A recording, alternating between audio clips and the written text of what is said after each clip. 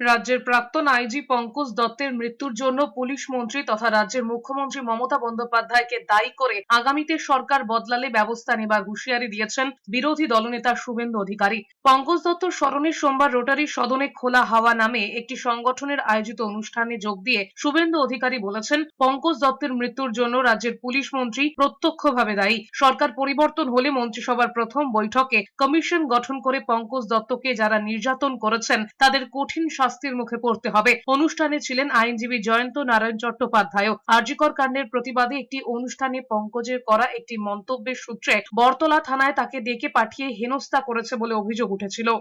প্রত্যক্ষভাবে পঙ্কজ দত্তের মৃত্যুর জন্য দায়ী এই রাজ্যের পুলিশ মন্ত্রী মমতা বন্দ্যোপাধ্যায়। তাই আসুন সম্মিলিতভাবে বাংলা বাঙালিকে উদ্ধার করার জন্য আমরা ঐক্যবদ্ধ হই এবং নিজ নিজ রাজনৈতিক মত, পথ, প্রতীক, আদর্শ সব থাকবে।